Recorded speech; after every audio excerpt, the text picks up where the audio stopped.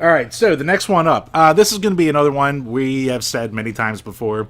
Big fans of the Angry Video Game Nerd, so a review that always stood out to us was Hong Kong 97. And there's actually an article that I found, it was posted randomly on Twitter by someone, that people actually tracked down the one-man developer of the game and basically, like, asked him about it. And the long story short of it is he's like, I don't get why people keep asking me. I don't care about this game. Like, he basically, obviously,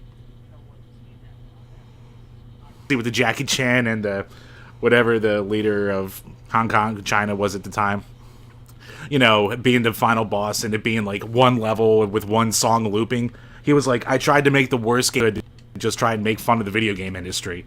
And somehow by word of mouth, it just got spread around and became this like cult thing. So he's kind of like, just stop bugging me. Fuck, it was a joke. Yeah, actually, kind of basically. So the guy's name is Yoshihisa Kurosawa, and it's a pretty interesting article to read. It's not overly long, so it won't eat up a ton of time. We'll put the link down, but it's definitely one that if you ever had an interest in that game, check it out. It's a pretty fun article. Yeah. But yeah, it's just funny that, like, it's obviously such a low-effort thing, and he's just like, yes, because it was low effort. Yeah. He's like, no shit, it's bad quality. I did that on purpose. Alright, so yeah. I want to... That is an interesting article, and, you know, definitely go out, read that. If you have a strong opinion of it, you know, let us know. But this kind of leads me to something I've thought about. Do you think purposely, I feel like it's happened now for a while, especially with our generation growing up, you think people search out really bad shit and try to cling on to it and make it like their unique, like, oh my god, I found this awful thing, but it's so awesome because it's so awful?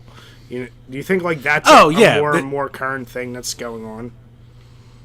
Yeah, it's called The Fucking Room, that goddamn movie.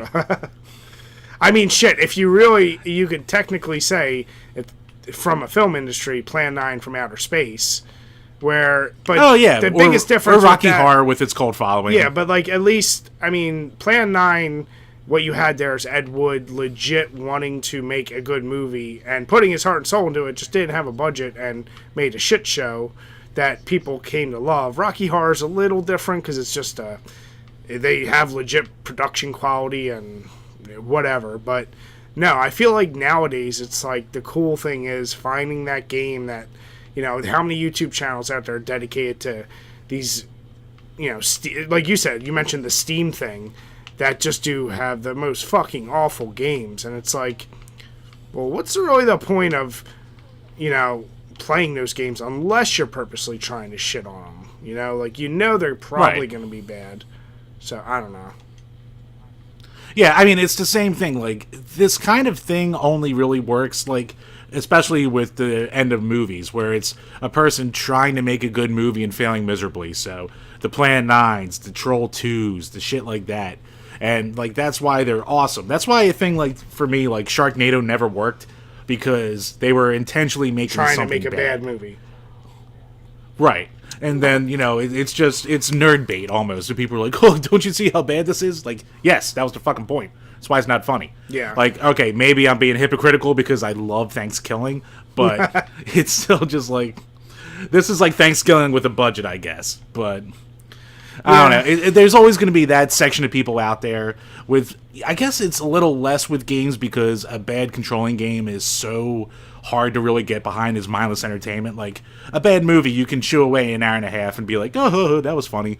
A bad game, you actually have to put effort towards it, so I don't think that's legitimately, unless you're making content about that, why it ever truly, like, catches on to the masses.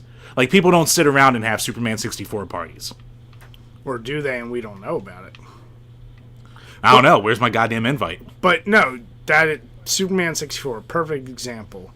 You know, the nerd has made jokes about, but he legit created his channel to warn people about shitty games to avoid, and it ended up with the opposite effect. Like, prices for like Jekyll and Hyde and all these other shit, they skyrocketed because people were like, oh my god, I need to go play it. It really is that bad. And it's one of those things that speaks to, I feel like, I don't know what crowd's larger, the one that will hear a game is amazing and go play it, or hear a game is bad and need to go find it. Like, you know, it's like you look for the negativity for whatever reason. So, Very, very interesting.